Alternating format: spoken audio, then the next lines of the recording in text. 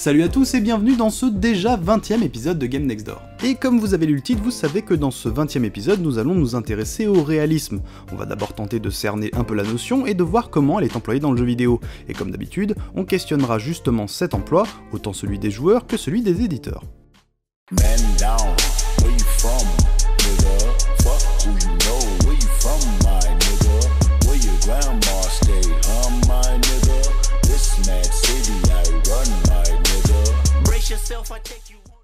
Le premier problème auquel on est confronté quand on essaie de parler de réalisme dans le jeu vidéo, c'est de savoir de quoi on parle, parce que tout le monde n'a pas la même vision de la chose, et surtout parce que la volonté de faire du réalisme dans un jeu peut a priori intervenir à plusieurs niveaux de sa conception. On va donc essayer d'y voir un peu plus clair. Commençons donc par le plus simple a priori, à quoi qui ressemble le jeu. Exit donc le cel shading, le pixel art, le low poly et tous les autres trucs un peu stylisés pour ne rester que sur ce qui tend à aller vers le photoréalisme. Et j'appuie sur cette tournure parce que le réalisme visuel est toujours relatif. Par exemple, si on compare les visages des poilus de Battlefield 1 et celui de ce bon vieux Pierce Brosnan sur 64, effectivement, niveau détail, c'est pas tout à fait la même limonade. Cependant, dans les deux cas, la démarche est la même, utiliser la technologie pour atteindre un rendu avec une précision maximale. Et la précision maximale de 2017 n'est pas celle de 97, c'est donc juste une histoire de possibilité à un moment donné. Aujourd'hui, on arrive à des rendus extrêmement précis, même si ça apporte son lot de problèmes liés à l'Uncanny Valley, dont on n'arrive pas encore à sortir tout à fait. À côté des textures et autres trucs dont on ne prétendra pas connaître les arcanes, se pose aussi le respect des couleurs, des échelles et des proportions. Pour illustrer ça avec le contre-exemple, la direction artistique de Dishonored s'éloigne du réalisme d'abord par son character design. Les mains sont légèrement hypertrophiées et les traits des visages sont accentués pour appuyer les personnalités des différents personnages. On n'est pas dans l'abstrait ni le cartoon, mais il y a une volonté de dépeindre le monde de manière un peu fantasmée. On peut aussi penser à la série des Bioshock, qui est un peu dans le même ton, ou à la licence Gears of War, qui avait tout de même une légère tendance à surcharger musculairement ses protagonistes, défiant au passage un certain nombre de conventions anatomiques. Ensuite, il s'agit aussi d'ancrer l'univers du jeu dans notre réalité, parce que si Geralt de Rive et Joel sont modelés dans des proportions respectueuses de l'anatomie, et des standards du mec badass de base, les mondes dans lesquels ils évoluent divergent subtilement d'une autre. Difficile de parler de jeu réaliste alors qu'on y tabasse des mecs à tête de chanterelle ou des griffons et des cocatrix, même si, et ça vaut le coup d'être mentionné, dans ces deux jeux le fantastique est traité de manière très cohérente. The Last of Us dépeint comment notre monde pourrait tourner avec une telle épidémie, et dans The Witcher, toutes les histoires de magie et de monstres sont intégrées dans un monde médiéval classique. Les magiciennes ont une place dans la politique locale, les habitants tentent de gérer les strums qui leur piquent leur bétail, etc.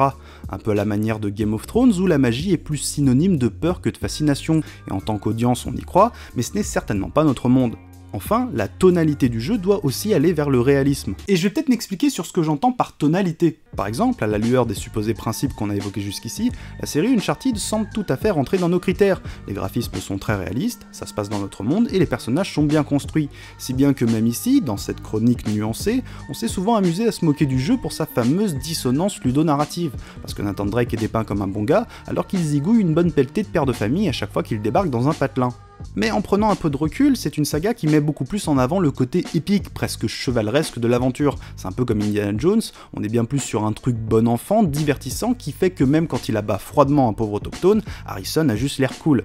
Et ça fonctionne parce que la tonalité du film n'est pas le réalisme, mais l'aventure. Et c'est un peu pareil pour Uncharted. Du coup, cette fameuse dissonance n'a pas tant d'importance que ça, parce que le jeu n'a jamais essayé d'aborder les thèmes du meurtre, de la culpabilité ou autre. Ça peut être incohérent pour certains, mais les autres savent qu'ils sont juste là pour en prendre plein les mirettes. On peut penser aussi au GTA, parce que si tous les médias vieillissants tentent de dépeindre la série comme étant une ode réaliste à la violence, il suffit d'y jouer pour se rendre compte qu'on est dans un délire beaucoup plus second degré, et que le jeu a toujours conscience de n'être justement qu'un jeu. Ils arrivent quand même à rendre drôle l'explosion de la tête du patron de Facebook. C'est très exagéré, et avec quelques neurones alignés, on peut réaliser que c'est pas trop comme dans la vraie vie. Et il nous reste donc un tout petit détail à régler, à savoir l'interaction avec le système de jeu et ses mécaniques. Et c'est là que ça commence à coincer un peu, parce que le réalisme en tant que mouvement artistique, ça n'a jamais été uniquement de l'esthétique, c'est aussi, et surtout en fait, une manière d'aborder certaines thématiques. C'est le moment vulgarisation, enfin un peu à l'arrache quand même, hein. Le réalisme, et par extension le naturalisme, est un courant né au 19e siècle en littérature et en peinture. Alors je ne vais pas vous ressortir mes cours de français de seconde, mais l'idée était de se détacher des fantaisies bourgeoises pour s'intéresser au peuple et aux problèmes socio-économiques qu'il connaissait alors. La démarche était donc de dépeindre, littéralement ou visuellement, la réalité sans artifice, représenter et communiquer ce que vivaient les hommes et les femmes de l'époque, Zola et Courbet étant considérés comme les chefs de file de ce mouvement. Ce n'est évidemment pas quelque chose qui a disparu depuis, mais le réalisme s'est retrouvé dans d'autres médias comme le cinéma ou la série. On peut par exemple mentionné The Wire, qui décrit la vie à Baltimore par toute une fresque de personnages crédibles et enchaînés à leur environnement. Ainsi, l'idée est donc d'aborder certaines thématiques en usant des codes de chaque médium pour les transmettre au mieux à l'audience. Ça peut être des descriptions en littérature, ou du cadrage et des mouvements de caméra particuliers au ciné, et c'est notamment sur ce point-là que ça se complique avec le médium vidéoludique, dont le code le plus caractéristique est l'interaction avec les mécaniques de jeu. Parce que transposition du réel et insertion de mécaniques de jeu, c'est pas forcément deux trucs qu'on associe facilement. L'idée de dépeindre des réalités sociales et ou historiques en y ajoutant une dose de fun a effectivement de quoi surprendre, et pourtant, c'est quelque chose qu'on nous vend par palette entière depuis maintenant une grosse quinzaine d'années. Oui, vous l'avez deviné, on va parler des jeux de guerre. Les jeux prenant pour scène la guerre ont toujours été influencés par le cinéma, et ce depuis les débuts du médium. L'imagerie hollywoodienne a dicté de nombreux codes visuels aux jeux qui s'en inspiraient pour vendre leur soupe. Mais si avant les années 2000 c'était surtout la stratégie qui dominait la thématique, un petit film de 1998 est venu donner des idées aux éditeurs et faire passer le FPS du dérouillage de monstres baveux à quelque chose de bien plus terre à terre.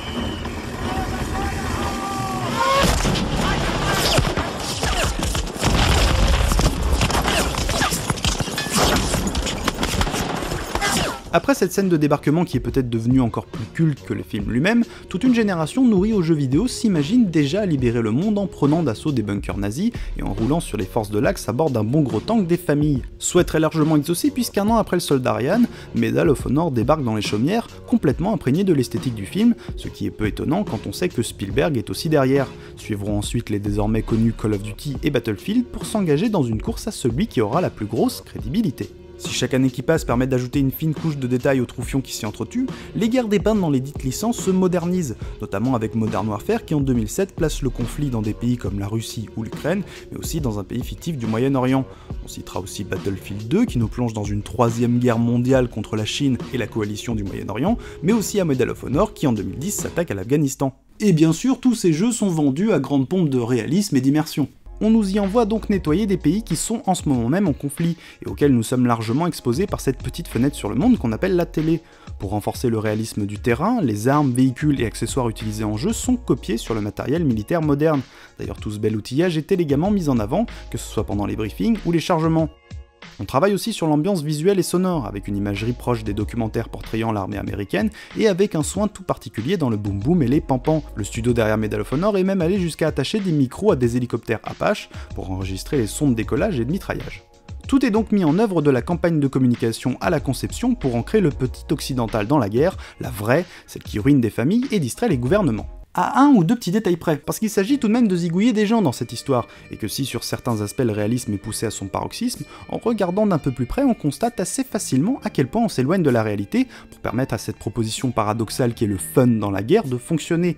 On parlait à l'instant de l'enregistrement des bruits d'un Apache, mais pour ce qui est des bruitages et des cris des hommes qu'on abat, c'est tout de suite beaucoup plus doux. Johan Faniz, ancien directeur créatif chez Ubisoft et connu pour avoir co-créé Soldats Inconnus, a raconté une histoire assez intéressante à ce propos lors de l'Indicate 2016 à Paris. À l'époque où il enregistrait des sons pour un jeu de guerre lambda, il est chargé de trouver des cris de personnes mourantes, et après quelques essais et phases de playtest, son équipe s'est vite rendu compte qu'il valait mieux faire dans le feutré que dans le réalisme.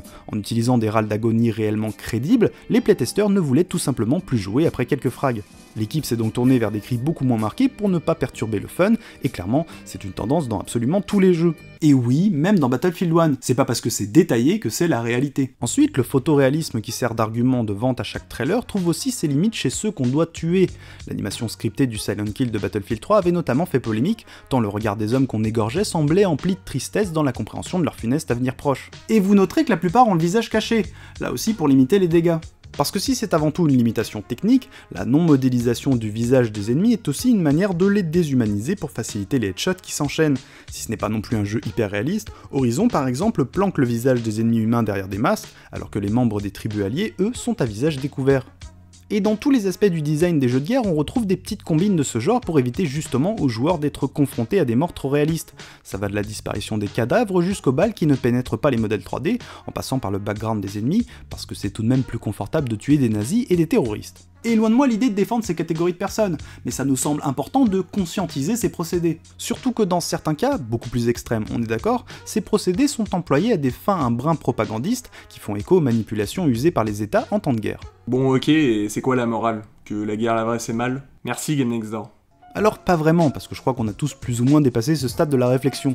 En revanche, ça nous semble important de nuancer le supposé hyper-réalisme qu'on nous vend et que certains joueurs acclament avec ces jeux, parce que ce qui est dépeint dans ces derniers, c'est une version extrêmement aseptisée de la guerre, et que le rechargement automatique de la santé n'est certainement pas le seul point sur lequel les développeurs s'appliquent pour les rendre grand public. C'est toute une pléthore d'artifices qui sont imbriqués dans ces jeux pour en préserver le fun. On est tout de même bien loin des intentions premières du mouvement réaliste, et ce sur de nombreux plans. Et c'est pour ça que quand on parle de réalisme dans le jeu vidéo, j'ai tendance à être un peu sceptique, en tout cas quand ça concerne le AAA bourru, car nous regardons peut-être dans la mauvaise direction. J'imagine que certains nous mentionneront les fameux simulators. Difficile de faire plus crédible que la conduite d'un camion-benz dans un faubourg d'outre-Rhin ou une petite moisson en tracteur au calme. Mais on notera néanmoins que c'est plus du mimétisme que du réalisme, dans le sens où il n'est pas question de créer une fiction qui dépeindrait la vie réelle. Et c'est pour ça qu'en tant que mouvement artistique, le réalisme se retrouve peut-être plus simplement dans ce que certains appellent les jeux expressifs, des jeux qui se délestent justement du fun absolu pour nous transmettre d'autres émotions, en nous plongeant par exemple dans des situations quotidiennes pour en exacerber les travers et les paradoxes. Même si sur le plan esthétique on est effectivement bien loin de la réalité, il prolonge un peu cette vision de sensibiliser l'audience à des problématiques qui font écho à la vie réelle. Alors que dans un bon gros Call of, l'idée c'est quand même de s'enjailler. Et il y a clairement rien de mal à ça, mais c'est avant tout un système ludique enveloppé dans une imagerie militaire, et si on peut effectivement toucher à 2-3 sujets sérieux, la base du FPS ça reste le fun et l'adrénaline, et donc logique que le tout soit suffisamment aseptisé pour ne pas ruiner le plaisir de jeu. Enfin, on terminera sur le fait que le réalisme, quoi que ce mot implique, ne peut pas être un gage de qualité, ce n'est jamais qu'une piste de réflexion parmi d'autres, et nul doute que le médium a encore de quoi évoluer et apporter son lot de mouvements se terminant par le suffixe isme.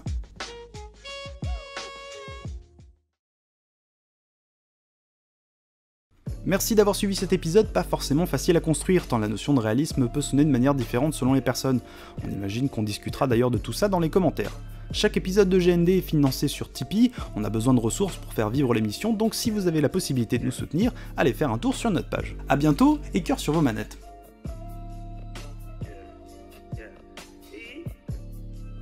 Hold on, don't get lost in the stream. I got a raft we can cross on the beam. All for the one and it's all for the team. Got a message from the heavens that was brought through a dream. This is God's green earth, it's a gift and it's worth much more than you see planting seeds in the dirt. My earth is a queen, may she be blessed with birth. Be immersed, I believe, reaffirm, we emerge.